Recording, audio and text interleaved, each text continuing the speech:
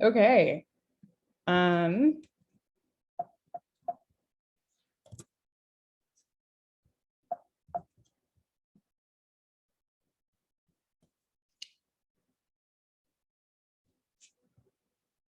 All right.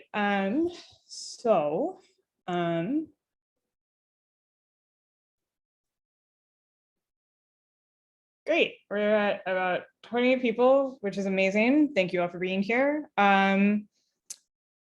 Just so you know, this is being recorded. Zoom should have said that to you when you joined, but I do want to let you know that that is happening. We will distribute this. People are really interested in it, so I think it's good to have a recording of it.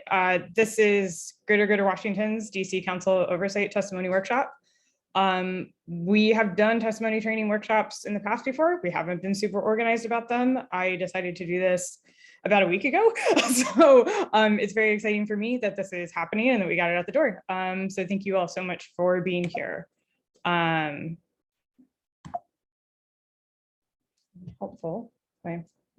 My screen is on a little bit of a delay, so I just said that. Hello, thank you for being here. So we're Greater Washington. Many of you may be familiar with us. We work on land use, housing, and transportation. There are two sides to our organization. We have the publication team, which manages GGWash.org, which most of you are probably familiar with. They assign, they write, they edit the content on it. We also have the policy team. So I'm on the policy team. My name is Alex Baca. I am the DC Policy Director. I'm here with my colleague, Caitlin Roger, our Deputy Director, who is a member of our policy team, in addition to Ron Thompson, our policy officer. Also in attendance is Chelsea Ollinger, our Executive Director. I flag this just to say that I think a lot of people are used to seeing the website, which is fabulous and amazing. And I so appreciate anyone who is reading it. And also to say that there's a pretty substantial wall between the sort of journalistic side of the website and the policy team, which I'm on. So just to clarify that, since we often get questions about it. So the policy team works to enable more housing and more affordable housing, frequent and reliable transportation, and the fair share of land uses. But this event is not about getting you to say the same thing as we say. It's about how to testify during a DC Council performance oversight hearing. I have to do this a lot. Caitlin has to do this a lot. Ron has to do this a lot. It's part of our job. It's something that we participate in fairly frequently. So I don't think I'm the smartest person on the planet about this. I'm not like the world's greatest expert on council testimony, but I have to do it a lot. I watch a lot of hearings. I've been involved with local government stuff in DC since for mostly my entire career. So I don't want to gatekeep any of the stuff that I've learned. So that's what we're doing.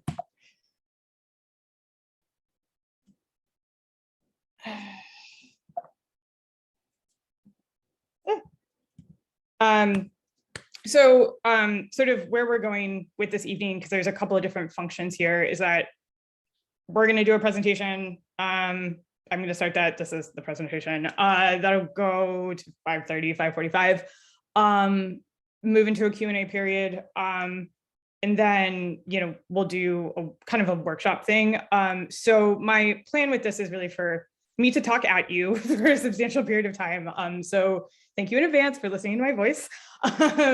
Move into a Q&A. And in those two things, if you can drop your questions in the chat, I would really appreciate that, so that we're not muting and unmuting.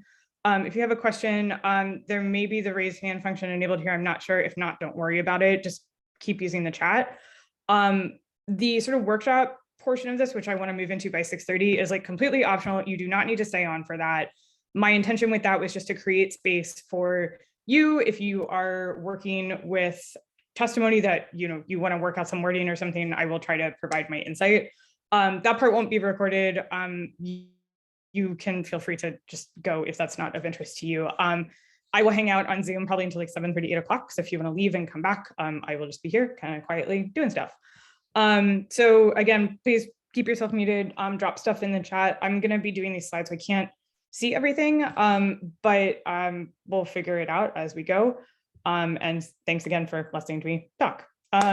So presentation agenda. We're going to go over the basics of performance oversight. And by basics, I mean deeply existential considerations of what performance oversight is, because I want to make sure you understand what we're even talking about before I sort of tell you what works and what doesn't.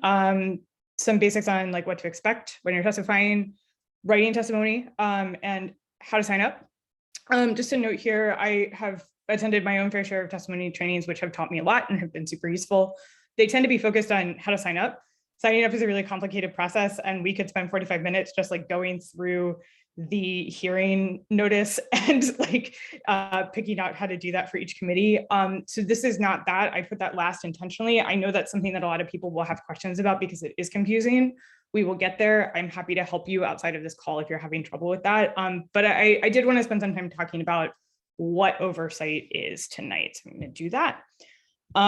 So what is performance oversight? If you received the email for this event, then you saw the definition that I put in there. It's from the DC Council, which is the body that performs performance oversight. What it is basically the thing that becomes, or that comes before the budget. So the council's number one job is passing the budget. Like that is their job. If they don't pass the budget, they have failed to do their job. And the part of, like before you allocate money, you kind of want to know what is going on. That's sort of what oversight is. It's when you really get into the guts of agencies, you sort of figure out what they are and aren't doing and why that's the case. Council members are asking those questions. They formulate those questions through a combination of what their staff advises them on and also what the public tells them in hearings. So an important distinction between the two is like, I always remind myself like very generally, like you shouldn't be talking about money for performance oversight. You should be talking about work. This works really well for me. I have a public administration degree. I am pretty interested in performance management and how agencies work. So like, I actually personally prefer oversight to budget. I also find it harder to write oversight because it's easy to ask for like money, right? It's easy to say that like, okay, well, it seems like, the district has spent this on this thing in the past and we should just ask for more money for that. And that's a budget ask. But figuring out how to present effective oversight testimony is something that I actually felt like I haven't done an amazing job of in the past. And I feel like I've gotten better at it as I've practiced. And just keeping in mind the distinction between we should spend more money on this and also like, okay, this thing has happened. It didn't really work. This is an example. I'm giving this to you, council, for your information so that you can do something about it, or kind of the differences in sensibilities between oversight and budget. So how does it work? It's council committees overseeing administrative departments. You could think of this as a check on, branches of government, right? The departments are under the mayor, that's one branch. Then the council is overseeing these departments. It's another branch of government. Council committees are chaired by council members who have staffers who work on those committees.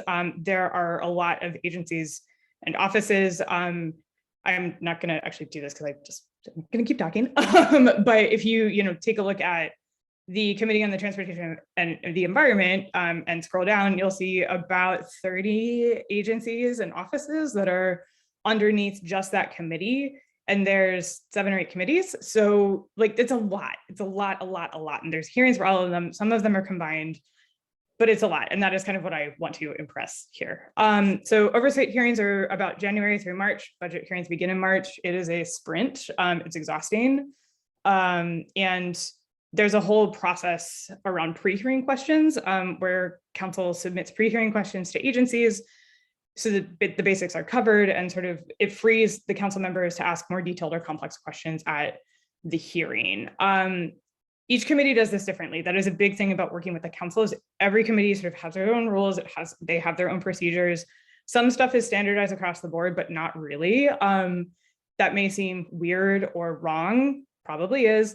That's also how it works. So we'll work through it together. So there's this big process with pre-hearing questions where committee staff usually will formulate pre-hearing questions. Some will go back and forth with an agency for even more information. That's all before the questions are actually asked at the actual hearing. Because oversight is a process. There are multiple ways for a public witness, like you, like me, to work themselves into the oversight process. You can actually send questions to a committee staff about an agency. You can look at the responses to pre-hearing questions. Those are also posted on the council website. I'll review all the links and stuff for you as we get there. You can get in touch with the committee staff and say, this is such a weird answer to a pre-hearing question. You should ask another question about this. There's actually testifying. There's actually contacting the agency directly. That's a little bit more suited better to like constituent service type questions, or like, why didn't a stop sign get installed here? Why wasn't my crosswalk striped? That kind of thing. And you can submit written testimony after the hearing before the record closes. And so those are all ways that you can participate in oversight. The most accessible one and the most common one for, I think, everybody who's on this call is actually testifying, which is why we're talking about that today. The other three, submitting written testimony is like actually testifying. The other three seem like they're like super high level expert things. They kind of are, but they don't need to be. And that's something that like I hope we can, continue to do some education on at GGWash in the future about how to do more specific stuff like that throughout the year, and not just like when we're in the part of the calendar, it's oversight and budget. But actually testifying is highlighted because that's what we're talking about tonight. But I say all this to say that, it's a big process. It preoccupies a lot of council staff time. And like, know that oversight is not just the hearing that you see, that there's a good deal of work going on, starting sometimes in December, like November, December of the previous year to get ready for this. So what everybody's here for, what to expect when you're testifying, remember that we will get to discussing signing up at the very end. I want to start with like your role in performance oversight. What is even happening here? Like, what are you doing? You're a public witness, which means you're not an agency witness or a government witness. So what that means is that, you are able to show up and say your piece in a hearing, and you can provide some insight. I think that that's actually really important here because no one is infallible, including council members and their staff. So you can be another pair of eyes on an agency's work. You can give examples of why something is or isn't working, or you can provide a different viewpoint. I think just having more people engaged with this is generally, it's helpful. It's helpful to advocates like me, like people who work on this kind of full time. It's helpful to council members and their staff because they sort of, as I was discussing previously, they have a really heavy workload, so they can't catch everything. So as we get, further into my slides about like what sort of makes good testimony, like knowing that you're participating in something where you do have an opportunity to be constructive, even if you might not directly see the result of your work, is actually why I find this like pretty compelling. So I'd say also your role in performance oversight is to not testify at every hearing or on everything. Pick your battles. I do housing, transportation, and land use policy at Greater Washington. So like there's a lot of hearings on my calendar coming up. I'm going to do DHCD, we'll do DEMPED, OP, OZ. I'm sticking with the acronyms because there are a lot of them. I'm sorry, but just to say that there's a lot. You normal people who don't do this day to day don't feel like you need to like participate in 90 million hearings to be an involved resident. Like this should be something that you do because you want to do it, not because you feel like it's a burden. And I will say that ultimately, like this is like to me, this is like definitionally working within the system. This training is about how to be most effective within the system that exists. So just keep that in mind. This is not like total overhaul system change. It's showing up to testify at a public hearing. Here are some things that I have learned that have been helpful to like learning, or as I have learned over the past few years. So, there's a lot of hearings, like I said, most council members besides the one chairing the hearing will probably not show up. That is not an indictment of whether or not something is or isn't important, but just keep that in mind. The committee chair will show up. Mary Chey chairs the Transportation and the Environment Committee. I had said that I would provide some specific answer or examples about DDOT and stuff. So she's the one who will oversee those hearings. But, for example, Office of Planning, that's in Committee of the Whole, so Phil Mendelson will oversee that. Agencies and offices have directors. Those are typically the government witnesses. Sometimes they're usually at the end of hearings. So the sort of like longer the hearing, the longer it takes to get to the government witnesses. But ultimately the sort of like lever on this is that, you are speaking to the council and providing sort of your insight to the council member, who then sort of turns around and talks to the government witnesses. That's kind of how that works. So you really I will go into this later, but one of the things that I always get really excited about is if a council member asks a government witness a question that's kind of like a question that I brought up, and that feels really cool and like I'm doing something. So that's how that works. The idea, again, is that the council is providing oversight of the agencies, which are under the mayor. And so that's why there's this sort of like line of questioning. After you sign up, you'll be added to the witness list. You'll receive that 24 hours before the hearing. You can see your place. Witnesses are split into panels. Those are just groups of people.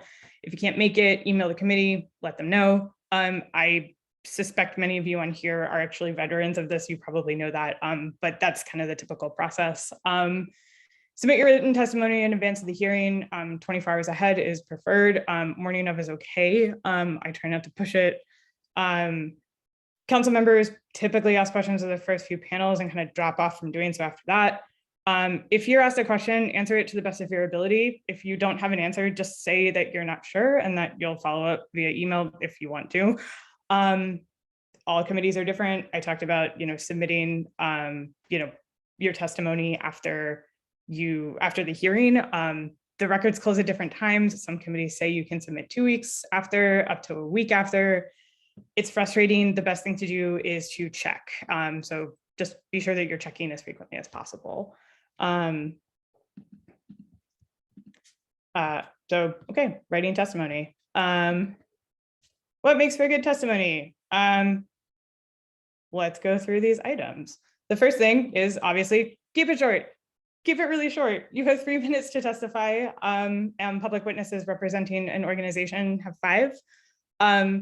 I've had people ask me this, so I'm including this not to be condescending, but because I understand the temptation, but please do not invent an organization so that you get 5 minutes. This is rude, and council members and staff can usually tell what you're up to. Don't do it. I know that 3 minutes won't feel like enough time, but I promise it is. I personally try to keep my testimony under 3 minutes, even when I'm representing an organization. Sometimes I achieve this by talking really fast. So thank you to the person who noted that I needed to slow down tonight. You can submit longer testimony in writing, which if you do that, say, please refer to my written testimony when you're talking, and get to your point. Just say your name and affiliation if you have one. You don't need a whole preamble on like, I'm so glad to be here today. Thank you for this hearing. Like, you don't bother with the niceties. Just say hello. My name, I would say my name is Alex Baca. I'm the DC Policy Director at Greater Washington. When I testify on something that I'm just doing as a resident, I usually say my name is Alex Baca. I live in Ward 1. I'm testifying on this thing, and then I do it, and then I say thank you. So you don't need to worry about the platitudes or anything. You don't have to be that formal, and you'll need the time. So choose your fighter. I spent a while on this slide, and it might seem kind of silly, but this is something that I have sort of noticed over the past decade or so, is that you can kind of put people into buckets when they're testifying, and effective testimony, and this is kind of broken down in the way that I have seen things be most effective, takes a few different forms. Know that, of course, there's many other fighters available in the game that is testifying in front of the DC Council. But I think these are kind of the 3 like general buckets that most people fall in. It's totally fine to spend, oversight testimony saying you support something, you like something, you want to see more of it, or you support something and you want it to be better, so you have some constructive criticism. Why? Support is super underrated. Council members and agencies rarely hear that things are working well, and they more frequently hear opposition than they hear support. So supporting something, especially if it's contested, is just as important as identifying flaws in the way that an administration does its work. A good example of this, I will say, regardless of what you think about the streetcar, Friends of DC Streetcar did a pretty clear and evident job of getting people out to support a specific project during oversight and during budget last year. So, the sort of like line of support that they took for oversight was like, we support the streetcar program and we want to see it go forward. And then their budget ask had a number tied to it. I've done sort of support testimony in the past, particularly when we've just wanted to say that, like, we appreciate that an agency has committed to something, but we need to see more of that. And here are ways in which we could see more. So I've done that for both DHCD, a Department of Housing and Community Development, with their Housing Production Trust Fund, where of course we support the fund, we want to see more of it, but we want to see it administered in different ways. And those ways include more transparency. We want to see sort of better geographical distribution of the production of affordable housing. That's one example, being tied specifically to the program. And this has been sort of the line of, I guess, the tone that GGWash has taken with Vision Zero, where we've said we really, really support this, but here are ways in which DDOT can be better at implementing it. So that's kind of the support line of testimony. You could also be a tone setter, which is, you have something on your mind, you don't really know what the solution is, but you want the government to know about it, and you would prefer if they did something about it. I think a lot of hearings fall into this bucket. I will say that it's sort of my observation that this has been the vibe of a lot of the hearings for DDOT recently, whether that's been for budget and oversight or some of the many roundtables, is that understandably, lots of us have a lot of things on our minds about transportation and especially about road safety. But we don't really know what the answer is. And I testified, I will say, at one of the first Vision Zero roundtables a number of years ago, I think it was 2018, and gave some pretty aggressive testimony. And I have mixed feelings about that a couple of years later. I think it was right for the time. I was very angry. And I said a lot of stuff that I still stand by, but it was very much a technique that I was taking to sort of set the tone and saying that, like, this is a problem, the way the city is handling Vision Zero is the problem, the council isn't doing anything. This was prior to the Vision Zero bill. And I think, I'm not going to give myself too much credit, but I was a voice in a chorus, calling pretty aggressively for something to change. And trying to do that through telling a compelling story that clearly identifies a problem, that can activate the council to use its own expertise to support something or use its powers to identify and implement the solution. If you don't, if you're angry and you don't really know the answer, that's kind of what the tone setting is. So you want to set the tone well, right? So that you create the space for something to happen. But things get more complicated as government progresses. And, we all can't be tone setters forever. At some point, you kind of got to slide into what I call government knower. I don't want to say expert because expert is feels really fraught. But a lot of people, and I think a lot of people on this call, have a higher than average knowledge of some of the agencies because of either your work as ANC commissioners or because you're just super engaged in what you do. Because you also look at agencies org charts for fun, in which case, I think that's why you're here, which I really like. But you know a lot about the agency you're testifying on. You have really specific questions. You actually think that you have a solution. You certainly don't have to be a paid advocate to be an expert. By the time you're in this square, though, you do really need to know what you're talking about. I do know some of you are already. You have a sense of what the org charts are, who reports to whom, how some of how projects are implemented. You may have volunteered to give feedback on a certain plan. You may frequently comment on things, and you're interested in knowing why, for example, Move DC just came out. I know that's relevant to some folks on here, and it walks back, some of its commitments to road pricing, and it tries to squiggle out of some of the implementation requirements in the Vision Zero bill passed by the council. I realize that might sound like complete gobbledygook to some of you, and I think some of you know exactly what I'm talking about, in which case that puts you in that government knower bucket. And that's great. There's a lot of ways to be all of these. I toggle between them in my work. So just because I'm a paid advocate doesn't mean that I'm always a government knower. There's going to be times where being a tone setter is really appropriate. And there's times where we say that we actually are happy about something and we want to see more of it. But these are the sort of three ways in which I sort of have visualized testimony. And so I am passing it on to you, and I hope that is helpful. So being clear in your examples and direct in your asks. You know, if you're a supporter, keep your testimony short and sweet, be nice. Give an example of something that's working well, or say that you're in favor of something that might be perceived as unpopular and why you support it. You can also say that you support something, but have suggested improvements for it. Tone setter, keep your testimony short as possible. Give an example of something that frustrated you or that you found to be insufficient government work.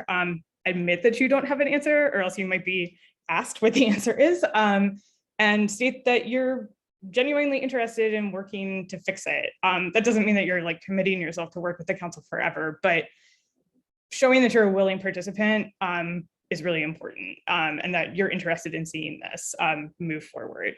Also, I had this labeled as high information. I changed it to government knower because I thought it was a little bit cuter. But you know, keep your testimony as short as possible. You, I bet, have already read the pre-hearing questions already. Act like it and build upon them. I have some example questions that I'll get to in a bit that sort of fit well in this government knower bucket. If you are really pursuing the line of like questioning rather than the sort of storytelling or the just supporter kind of testimony. This is a depressing slide and I'm sorry, but I do want to talk through this thing. Agencies are really big. They're complicated. You as a public witness are several layers removed from direct action. Again, this is like totally working within the system. It's a really good oversight, often takes several years, especially if you're trying to change the function of a division at an agency or the way a program works, or if you're trying to fix flaws in a program that have been going on for a while. I haven't really experienced any director going, oh my God, that is such a great idea, and then it happening. Because it doesn't really work that way. But this is exactly why you should testify. If you want to see change, you need a steady drumbeat over the years, and no one can really do that forever. So testifying when you can and testifying well when you do is important, so we can all share the labor of participating in performance oversight, because it's pretty heavy duty. So this isn't like a snap change, and that can make it really frustrating. I completely understand, but I think it's important to know that this is part of like a long and ongoing process that moves in cycles year over year, and it's not direct action. So I bet you're just like, oh my God, I cannot wait to do this super fun thing that you have just described. Obviously this sounds amazing, right? So I'm gonna tell you how to make your testimony good, I think. I think an important thing here is pursuing a couple of different lines of inquiry and being organized about what you're doing. So when I think through this, I think about how, you know, there's kind of a line of questioning that is like, did the thing that we even asked for happen? This thing got messed up, and how are you fixing it? Like the good example of that, I think, is, you know, did the like bus lane, you know, did the 14th Street bus lane near my house, so that's why it's an example. Did it happen? It happened, but also people park in it all the time. So how are you fixing it? What is the plan there? The way that I would sort of phrase that in an oversight testimony to the council is saying, I live near the 14th Street bus lane. It's great, it's implemented. I love that, that's really important. But there are people parking in it all the time. A lot of times those are police and Metro Transit police. So that actually seems like something that is like really structural, that requires some interaction across bodies. And I would say that I would want the council to fix it. I have some suggestions and I would go through those. This kind of works for all those different types of testifiers, I would say. Supporters can say, I support this, I really like it, but here's my constructive criticism. Tone setters, you know, you can tell a story about that and say, I actually have no idea how to fix this, but I think it's a huge problem. And government knowers like might say, like, I have a whole bunch of suggestions because I've, you know, either in my capacity as just of ANC as a volunteer, maybe I'm engaged with my civic association, maybe I've just sent a bunch of emails and it's been my experience that this thing doesn't work and I'm sharing that with you. But those are all pretty sort of like backwards looking, which is really important because it is oversight. So, so you're kind of looking about things that were supposed to happen and kind of need a fix. there's the of the moment sort of like, okay, we're in oversight season, what is happening? You know, you might see an inconsistency in the pre-hearing questions if you've taken the time to look at those. And again, that's like totally optional.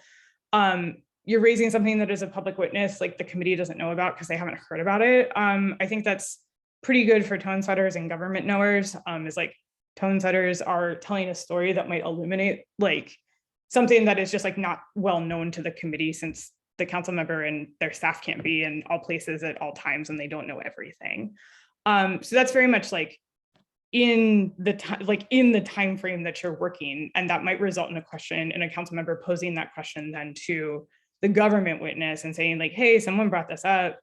I didn't know that people weren't getting notices when their alley was being repaved. Why why didn't those go out? What happened? That's a good example of something like that.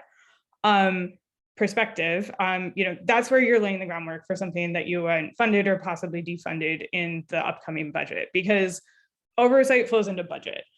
So if you are sort of linking your asks and saying that you want to, you know, if you're strategizing to get something funded, then you sort of want to start talking about what is and isn't working right now. I would say like, it's kind of tough with DDOT this year because there's so much federal money, is that like, we're actually in a really good place with that, which is a really interesting place to be. And I think makes oversight really, really valuable because we have to make sure the work is being done well, even though there's a lot of money. So that's actually kind of a tough one this year. But in the past, one of the asks, of course, has been like, we haven't really been able to administer Vision Zero. The council's working in the budget or on the bill for that, and that'll need to be funded. So that was a big ask in previous years, right? And so that happened, Vision Zero is fully funded. You know, major credit to Washington Area Bicyclist Association for leading that sort of ask through oversight into budget. Most importantly, and this is also frustrating, but none of these things is how dare you. So I'm going to talk a little bit about that with my favorite meme of all time. So I sometimes think about this, and I sometimes think that I personally am doing this, where I am screaming white lady pointing at this cat who is just like, I don't care what you have to say. And that sounds crass and it sounds cruel, but it is true in my experience that sometimes when agencies and the council hear, this is failing, this isn't working, I hate this, I'm very angry, they get the sentiment and it's true and it's valid and your feelings are true and valid, but it often stops there. And that is incredibly frustrating and it's unfair. I want to be super clear about that, because it's hard to show up and talk in person about stuff that you've noticed, and you want to get a response and you want to feel like somebody cares. And I completely understand that. I testify on stuff that I care about personally also, and not just for GGWash. And like, it's really tough when you just get a like, thank you for your testimony. And there's not really any recourse from that. But it's really important not to say like, you failed to do this, that, and the other. You failed, this is terrible. You have like, you know, just piling on like that does not really move forward the conversation. And I think it shuts more doors than it opens to actually changing policy over time, which is what this is about. So this, as funny as this meme is, it's actually very serious and very like close to me about how do you navigate your feelings, which can be really intense about the city that you live in, while also being a constructive and effective participant in this process. It's hard, I will say that. And like, it can make writing testimony really challenging, but I'm here to help you. I'm hopefully sharing some stuff that is useful. And that's something that I'm happy to work with you on as we move forward. But I will say ultimately, I have noticed that in more contentious hearings, while that has been really effective at tone setting in the past, I will cite Vision Zero again. I think that really loosened it up and paved the way for that. That doesn't work for everything at all times. So being, you know, going back to that, being clear, being specific, bringing really direct examples, even if you don't have a solution in mind, is really, really key to doing well here. So what is good testimony? of course, everything I just said, because I'm a total genius and I know everything, which I'm not and is a lie. But I think that some of the best performance oversight examines the relationships between parts of an agency and what's happening under the director. The director is getting questioned by the council member. The buck does stop with them, but they're not the only person who works for the agency. Think of performance oversight as more of an organizational review, not a review of a single person or action. At our best, I think, public witnesses alongside the council can sort of serve as management consultants with real world experience of that agency and bring that feedback to them. I mentioned this earlier, but kind of note when you see it, I feel like I'm really good at my job when a council member asks the government witness a version of a question I proposed. So I feel like that is a good marker of good testimony. Doesn't happen always, definitely doesn't always happen for me, but it has happened. And seeing that sort of like line of inquiry continue over hearings is also really meaningful and can feel really cool when you're succeeding at that.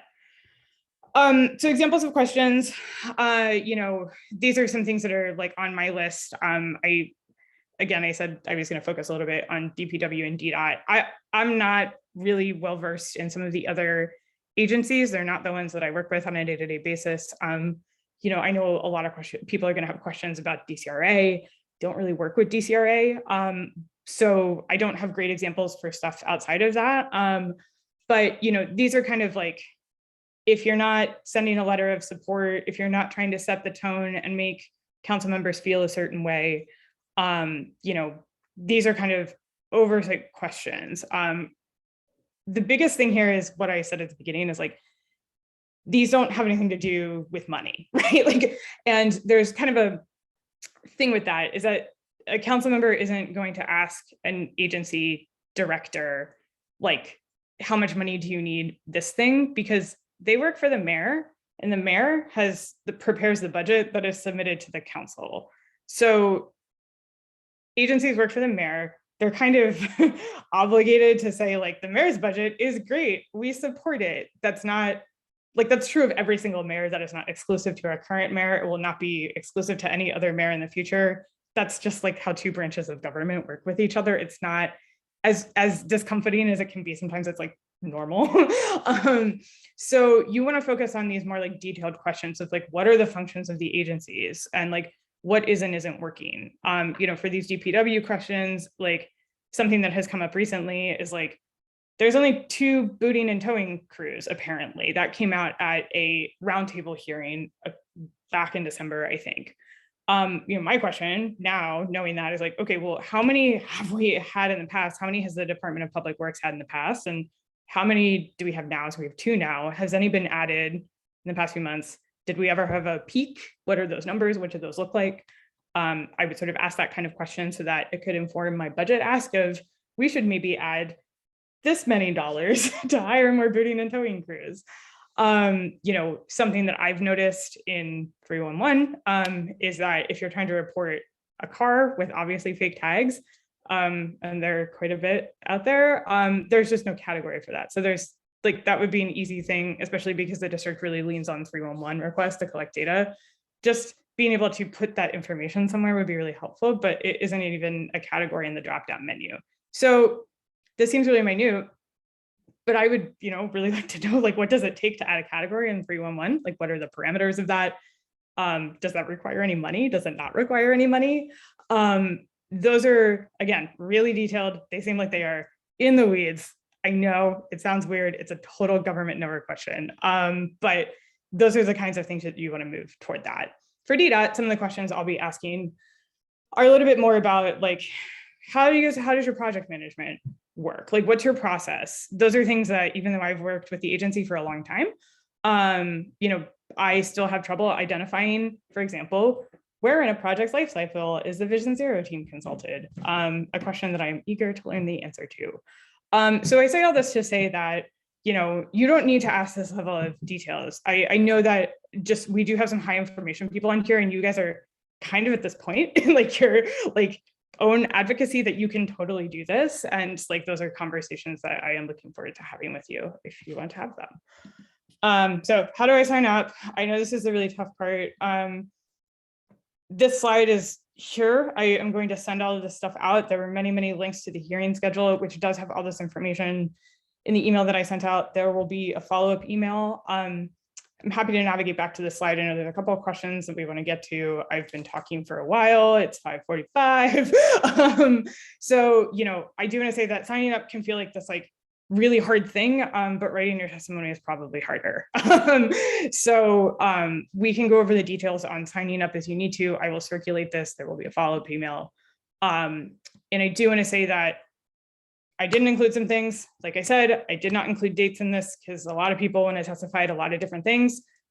Please reference the hearing schedule to check hearing dates, some of which have already passed. Please check the dates that the records close after those hearings. They are different. You have to check by committee. It is annoying. I am sorry. Again, exact details on signing up to testify, reference the hearing schedule, which has instructions. I didn't include a sample testimony in this. It was actually, I wanted to be sensitive about what I was pulling and pointing to. So I am going to try to figure out a way to work that out. I would like to find some terrible testimony that I wrote at some point so that you can use me as an example, I guess. And again, we're not talking about budget. We'll get there. I'll do this again for budget. So that is my spiel. This is me. This is my contact information. You probably have it. I am going to stop sharing my screen and get back to these questions that I haven't seen. So wait, no. Okay, great, thanks. So I see some stuff in here. I think some of these have been answered. Let's see. All right, we got you. 5 minutes versus 3 minutes. This has, I will say that this did change briefly during the pandemic. Some committees were doing 3 minutes only. In part, that was because Zoom made it a lot easier for people to participate since you didn't have to go down to the Wilson building and do this in person. So some committees did drop it to 3 minutes. That may still be true for some stuff. Some committees are still doing 5 minutes for organizational.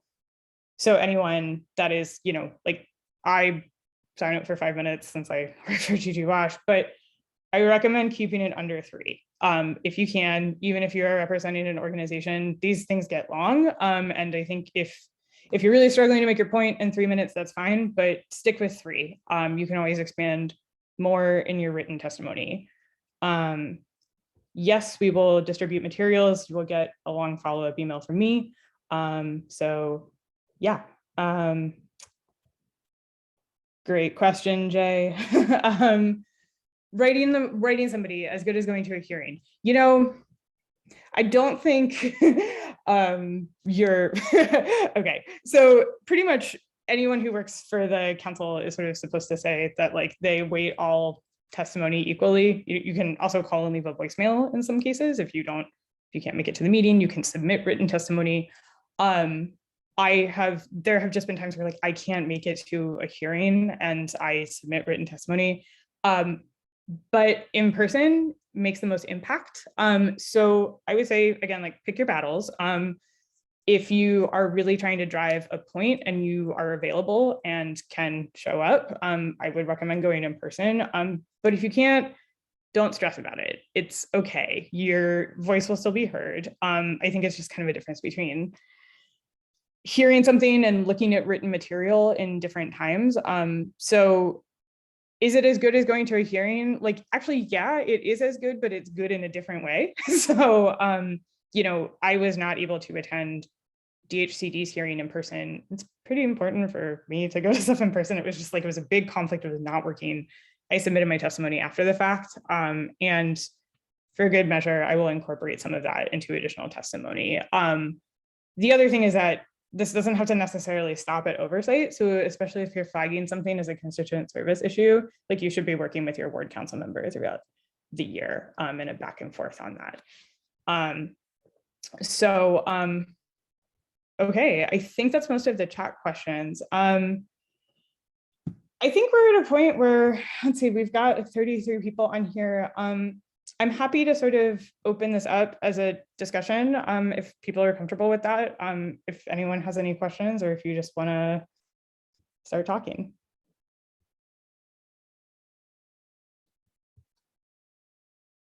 I've never testified before, so the whole part of getting that you're going to now go into that about how you get up, because that sounds crazy. I don't know.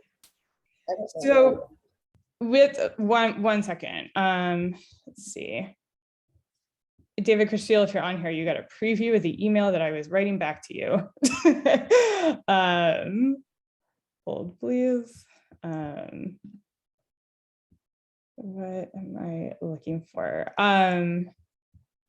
So yeah, this is confusing and it's intimidating. What I'm going to do is open the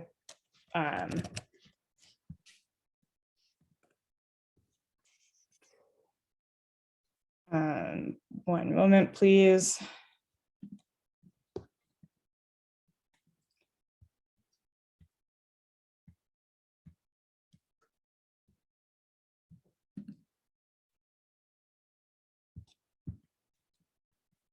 So to sign up, what you are going to do is go to the hearing schedule, which I'm about to pull up from you. And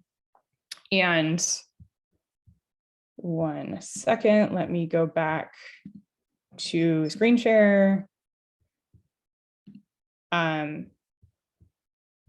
This is not going to be the easiest thing to see, and I apologize. And if anybody wants off the call, but so you're going to look at this performance oversight schedule.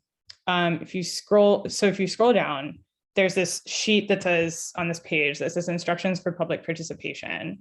What you'll need to do is match up the committee with the agency that you're trying to testify on.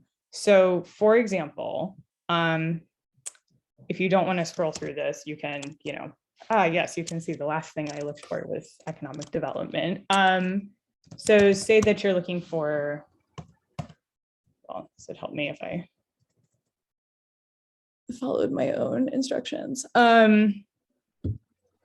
If you are looking at, for example, if you want to testify on the Department of Motor Vehicles, right? So you're going to check and see that that is under the Committee on the Transportation and the Environment. So this is where the hearing is for the department or for the agency. You are going to check to see the committee, and then you will scroll down to this other thing, this other document. They are in alphabetical order on here, I believe. And then you'll see the Committee on Transportation and the Environment. The instructions to sign up and to testify are on here. So these are the instructions for submitting the testimony. They tell you the email address to send it to you.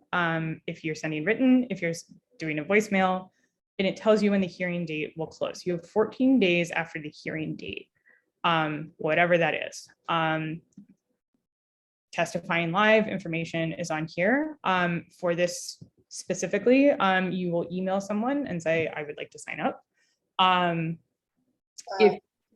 And some also have a form that you will go. So it does, it does vary by agency, and it does vary by committee, which is really frustrating. So the best thing to do is just sort of diligently read this stuff. And if you're struggling with this, I'm happy to connect the dots for you later.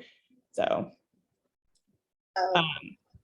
Well, what's the difference between what you're testifying and then what you're writing? So you're reading what you're writing is your testimony. So you just, when you go to testify during a hearing, you'll read that aloud. Okay. And that's what you say. And if you're and when you're submitting your testimony, you just submit a written copy of what you say. Oh, okay. Thank you. You are welcome. I don't know. But I'm mad, so I guess I better do it. Yeah, I understand. Jay, I am totally with you. I wish that they would post them in plain text also. It's really frustrating and we will work through it. Frank, I see that, oh, Janine, did you have another question? Well, I just want, would it be nicer to send my testimony just directly to Mary Kay and then testify? It doesn't, I mean, is there a timing thing? I mean, Yeah, so what you'll want to do is don't send it to the council member, send it to the committee. So send it to the email address that is listed there. And so it's the committee's job to deal with it. So you'll want to make sure that lands in their inbox. You can submit it to the address that is listed under that for the Committee on Transportation and the Environment, which I believe is abenjamin@dccouncil.us. I'm going to drop that in the chat for you. see, this has to do with landlords and small businesses. Okay, so that's actually a different committee than transportation. So that won't be to Councilmember Che. If you're looking for, actually let's find where Office of the Tenant Advocate is and check on that. I am happy to dive into that for you and I can email it to you. I'm gonna switch over to Frank because I think he has his hand raised.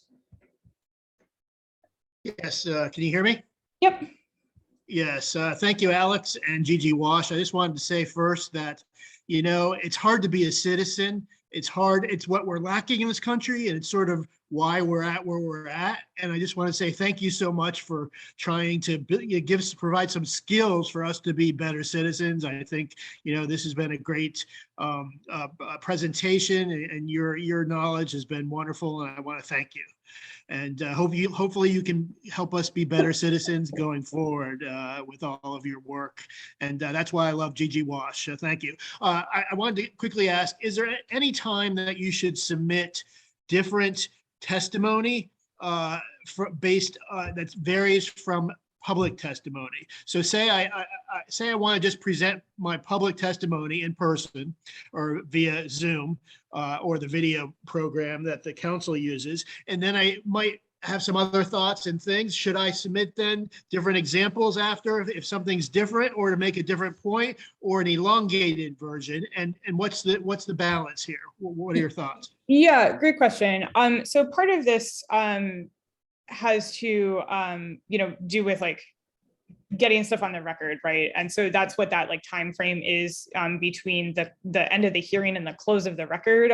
So the stuff gets sent to the official council record. It ends up in a committee report that's compiled by the committee staff. In the sort of thing that you just raised, I totally get it. Sometimes you say stuff and you're like, oh man, I have a whole bunch of other thoughts. What I would typically do in that situation is send your testimony in advance. A lot of times council members, this is kind of old school in pre-pandemic stuff when we were doing this in person in the Wilson building, you would actually bring paper copies because they would like to read it when they were on the dais while you were talking so they could follow along with you. I think some people are still doing that virtually. So it's good to get be sure that you send it in advance. They like having that. They will ask you for it. What I have done usually is just followed up on that email to say I have a couple of additional comments after today's hearing, and write them out and just say please include this as part of the record. So just basically sending a follow-up email. So don't worry about proposing a different document. It can kind of be in the body of an email. The committee can handle that. But be sure to just say that you have additional comments, you want them on the record, you're submitting them before the end of the deadline. Thank you. Sure. Jessica, I think you have your hand up, and then Karen, I will get to your question. Jessica, you're, hold on, let me unmute you. There we go. You would think after all this time. So I testified for the first time in November at the hearing with DDOT on automated traffic cameras. And I was wondering how that type of hearing differs from the oversight, what the focus would be that would be different from one of those. Yeah, great question. One thing I this is a bullet point that I should have included, is that the other thing that you would testify on is like legislation. So there's usually like the legislation testimony, and this has been happening a lot. I know you and a number of other people have been testifying at roundtables also, and those are, so like legislation is when there's a bill, it's required to have a hearing, you go and say whether or not you support the bill. Roundtables, like the ATE roundtable, I testified also, I've done a DPW thing like that. It's just kind of like the council member who oversees the agency saying like, okay, what is going on here? Like, let me put people in a room and so we can talk about the specific subject, like the subject of ATEs, like the subject of like the DPW roundtable that Mary had in December was like a kind of like, what is even happening at this agency right now, which is kind of like oversight, but is like kind of not, because you're not doing like she doesn't have her committee doing like a whole procedure and asking the agency for all this information in the way that they do that process for oversight. So it's a little bit more on like a topic. So when you're looking at stuff like this, I think the thing to keep in your mind is that kind of like organizational review point that I was making, is like, you're kind of looking at the agency's performance over the past year and like, you get to grade them and like say like, here's where they failed to do this. Here's where they did some good stuff. I have suggestions for this, or honestly, I have no idea. Please do something. Or like, here's my really specific and detailed suggestion. But that's a good chance to look at the agency holistically and sort of their general output on work. And you can laser in on a specific example for sure. That's how like good storytelling works, obviously. But you know, you're kind of looking at like, is the agency doing its job? Is it doing like what it's supposed to do? And you know, for ATE, I think it's probably a couple of people here who were testifying at that ATE hearing, and then like are going to focus again on ATE for DDOT's oversight hearing, just because like it's relevant, and I know a lot of you know a lot about that. Some of you may not, and that's okay. And you know, you may pick a different example to sort of highlight how the agency is working. And that can also, you know, again, tee you up for that budget request. So if you're kind of focusing on something during oversight and you want to see more money spent on it, then that's great to follow up with a budget ask. Does that make sense? I think so. So for oversight, something like asking them to rethink what data they use in terms of like traffic safety. So because supposedly they only use MPD reports, but like there's no MPD report. Like we were almost hit in a crosswalk a month after my daughter was killed in a crosswalk. And we called the police and there's nothing to do. Like they wouldn't give us an incident number, like anything. Yes. So Yeah. that's not reflected anywhere. So would that be like an appropriate kind of oversight topic? That is an excellent oversight point. Okay. Yeah. So like you have exactly that, and sort of like, I think the question there is like, how is the agency going to account for near misses or non-fatal crashes? What data are you collecting on that? How are you going to plan for that?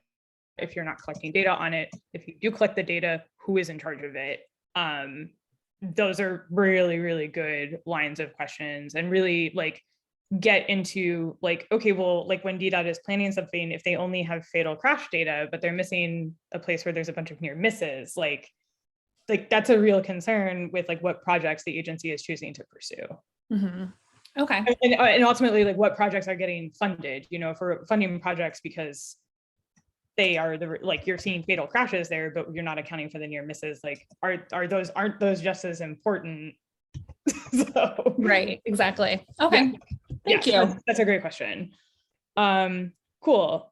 Yes, Karen, to your question, you can definitely highlight key points from your written testimony. I am personally kind of lazy and like usually do what I suggested to Frank, where I'm often like, here's my 3-minute written testimony and I have additional thoughts and I'm going to follow it via email. But if you are comfortable preparing like a sort of like executive summary of a longer written testimony, go for it. I would say some of the written stuff, like you can be really detailed in written testimony. So something that I, in part because I didn't testify in person for DHCD, I had a much longer written testimony than I typically submit, where I kind of went line by line through a particular report and was pulling stuff out. And it ended up being like 6 pages, which is like not typically how I do stuff, but is a totally fine way to do it. So if you're writing, use the opportunity to either be specific or like reference like what you're talking about, and like just be more specific and give more detail. So you can kind of toggle between those two things. If you're talking, I think like you can just say, I'm here to testify on this issue. I feel this way about it. I would like to see X, Y, and Z. There are more details in the written testimony that I submitted to the committee. Thank you. Does that make sense? Yeah, that was very helpful. Thank you. Cool. And you can always do the same email trick that I shared with Frank, where like, if you are like, oh my God, I have this additional thought, just send it along. You don't have to send it in a separate document. You can put it in the body of an email and just say that, you know, you're interested in that being added to the record.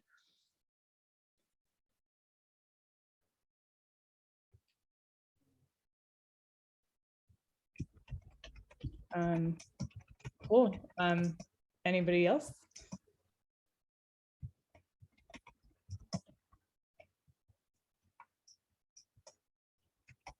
I got an applause. Thanks, Frank.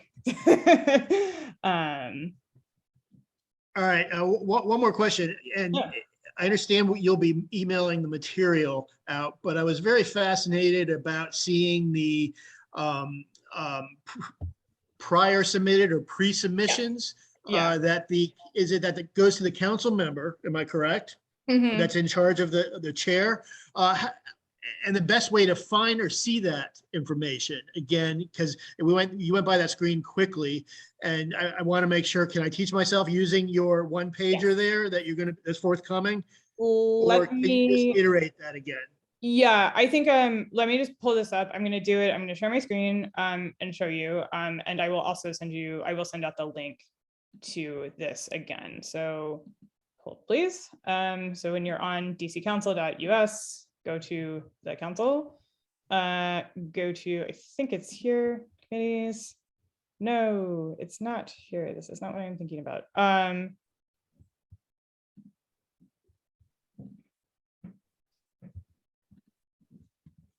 This is in the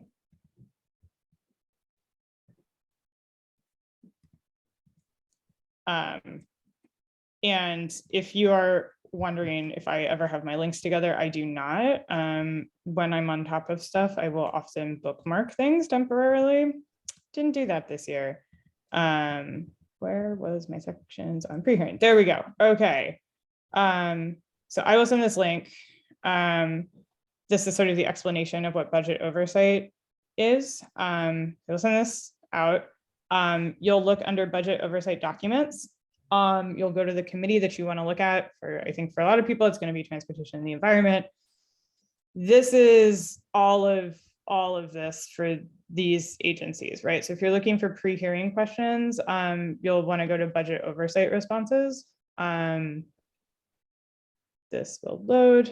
And this is what a pre-hearing question sheet looks like. So these questions have been put together by the committee staff. The council member has signed off on them. They get sent over to the agency. The agency answers them, and this is what gets posted. So this is DOEE. There's a lot here. I haven't read this, but that's where you will find these, is on this Oversight 2022 page. Let's take that out. So the link, and I will put this in the chat, is, there we go, dccouncil.us /budget-oversight-2022. Can you send that to our email? I will send that to your email. Thank you. See, we got somebody with their hand up. Sam, go ahead. Yeah, I just wanted to ask like a follow-up question on that. Is like publishing the pre-hearing questions like a requirement or just a practice? Because I noticed on the list you just had, there was not a link for health, which I had signed up for on Monday. Yes, great question. I actually, I was putting this together. I was like, is it required? I don't remember. And I think it is not, but it's so much of a practice at this point that like it's pretty much expected. Health, Councilmember Gray has been out with some health issues recently, so I would not be surprised if that was kind of leading to a little bit more chaos on their end, which is totally understandable. It is tough. I think if you are curious, I would suggest emailing the committee director, who's Eric Goulet, and just saying like, did you all do pre-hearing questions and are they posted? And they might say no, and they're not. But that is something that you can ask for and see if that's available. Yeah, that's also true. Is like sometimes agencies don't respond. So,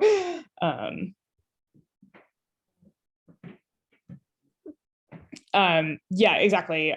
Which committee is under a given agency, also not an accessible thing, which is frustrating. I'm going to drop a link for the committees basically, and you can click on each of these committee links and see what you can see all the committees under that. So yeah, Sam, I would email Eric Goulet and ask him where their questions are. So.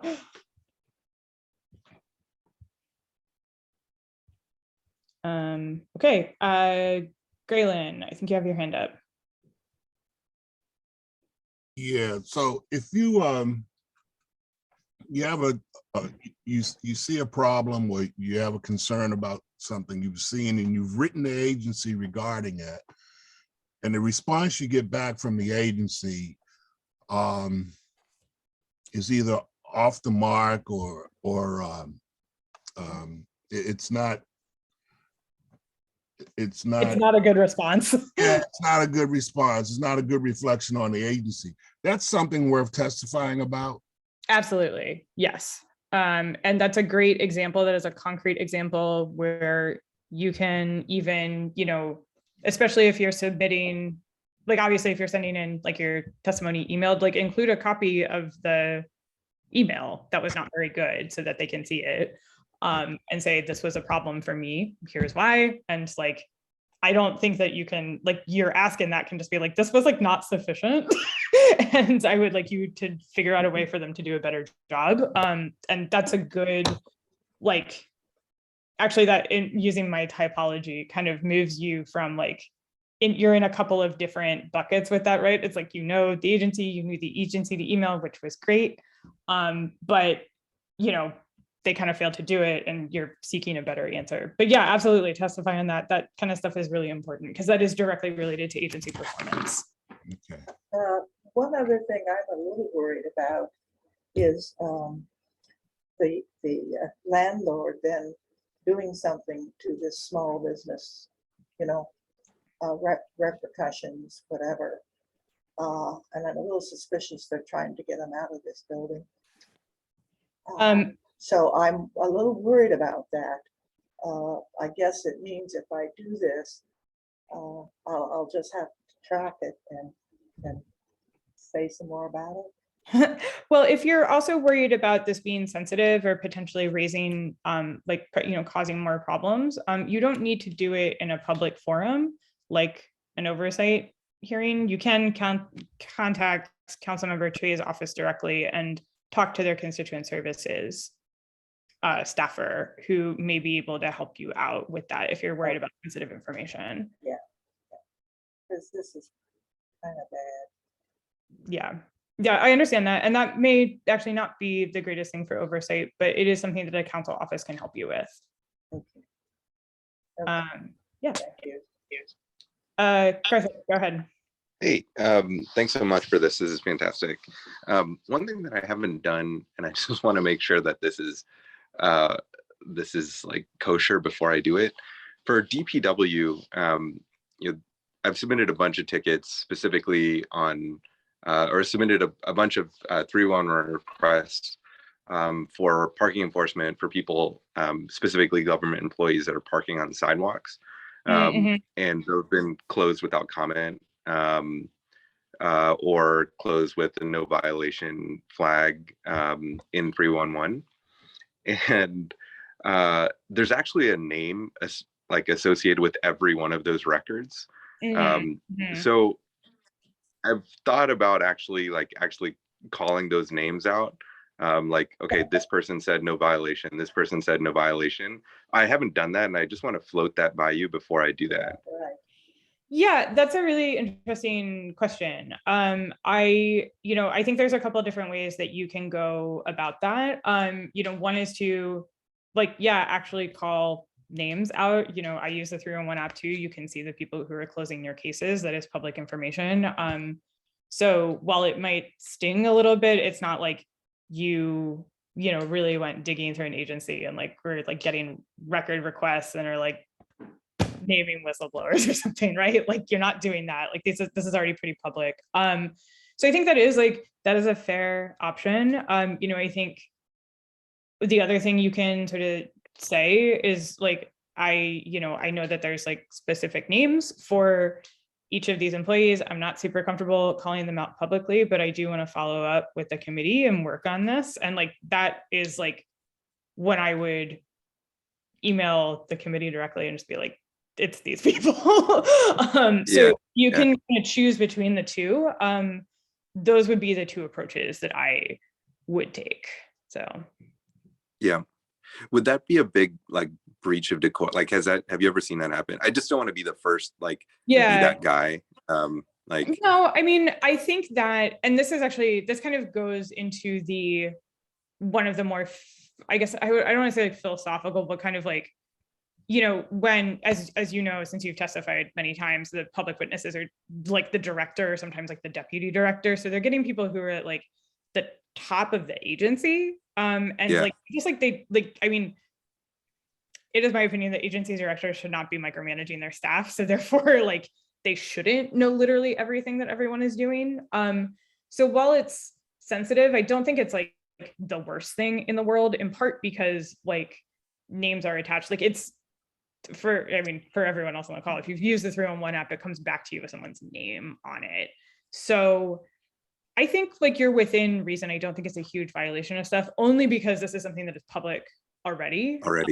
Sure. And if you had pulled a 311, if you had done a records request on 311, it would have come with the 311 staffer's name on it. So yep. Cool. Okay, cool. Thank you. You are welcome. And thank you for all your excellent testimony over the past year. You have been way more consistent than so many people. I appreciate y'all's work. Thanks. Oh wow, it's 6:15. Anybody else? How is everybody feeling? How are we doing?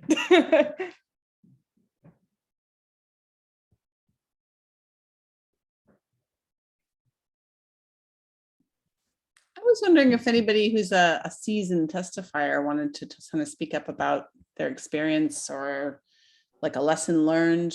If anyone wants to share good experience, bad experience, something you learned that went well, that worked.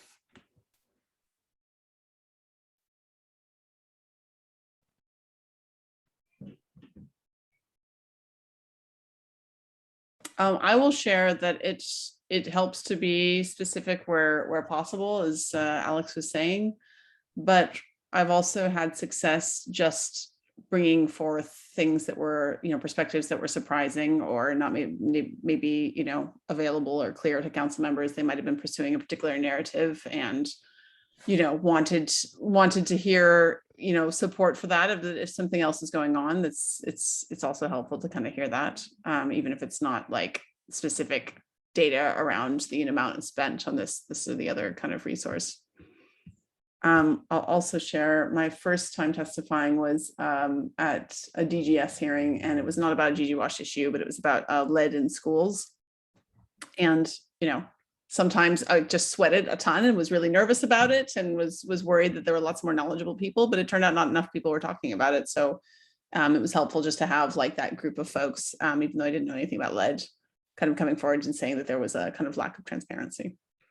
So for anyone who hasn't done it before, and I know there's lots of seasoned folks here, just encourage you to get out there and do your best, because it's as Frank was noting, it's really, really great to have that participation.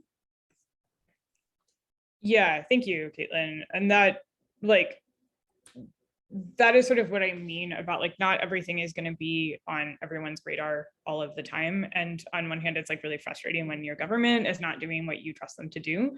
I would love a world in which like squeaky wheel is getting in the grease is not the way that things were working. But what I think is good about this is that like, if you can flag that, like, and turn this into like, this is, ideally, this changes the way that an agency does its job, which is as much as you are working within the system, like that becomes a little bit more of a structural change.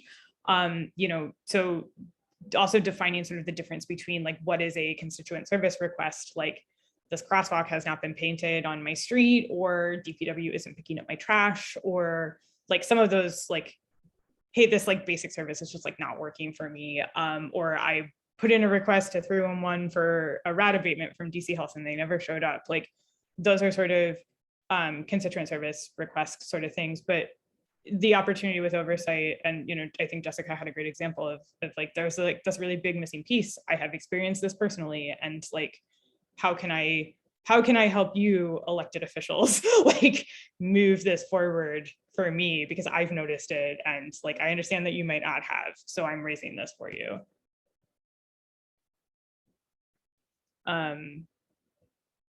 It's 6:20. If anyone has specific questions that you want to get into, we can sort of press pause on the record if we want, or not, or we can wrap. I'm gonna hang out here since I told people I would be sitting on Zoom to workshop things specifically. So feel free to hang around if you have specific questions or if you want to workshop some writing. So I will be here. Feel free to head out, jump back in. Let me know if you need anything. I will send a follow-up email. It will take me a little bit, but it will get to you soon. And let me know if you have any questions. Thank you all so much for being here.